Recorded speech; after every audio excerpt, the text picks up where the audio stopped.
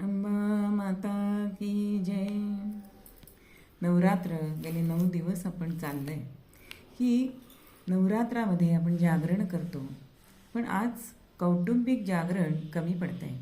संवाद नाही, विचार नाही, म्हणून चांगली पिढी निर्माण होत नाही. या निमित्ताने धर्माचं जागरण करायचं आहे, समाज संघटित करायचा आहे.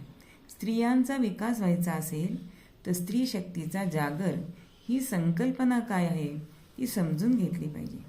नवरात्रात आपण जागरण करतो, पण हे जागरण नेमकं कशाचं करायचं आहे? तर विविध कलांचं, विचारांचं, संस्कारांचं जागरण करायचं आहे. हे सर्व जागरण संघटितपणाने केलं की मनाचं जागरण आणि मनामनात शक्तीची स्थापना होऊ शकते. कारण शरीर म्हणजे घट आहे, त्या घटात सद्विचार पेरायचे आणि चांगलं पेरलं की चांगलं उगवतं. नवरात्रात आपल्या डोळ्यात तेल घालून आपण दिवा जपतो, पण आपल्या कुलदीपिकेला जपतो का? जीवित त्याला संगत कसली आहे याचा विचार आपण जास्त केला पाहिजे. आपण जीवित आहोत पण जागृत आहोत का? सुशिक्षित आहोत पण सुसंस्कृत आहोत का? कुठलाही प्रसंग घडला तर आपण तो सहजपणे स्वीकारतो. हे जागृतीचं किंवा सुसंस्कृतपणाचं लक्षण नव्हे.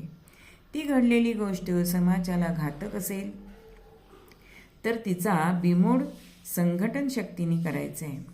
आज भ्रष्टाचार, दुराचार ह्या असुरांचा नाश करायचा आहे आणि या नाशासाठी गंज चढलेली, लपवून ठेवलेली शस्त्र परजून पुन्हा त्याला स्वाभिमानाची धार लावायचे आणि स्वाभिमान जागृत करून आपली परंपरा जपायची.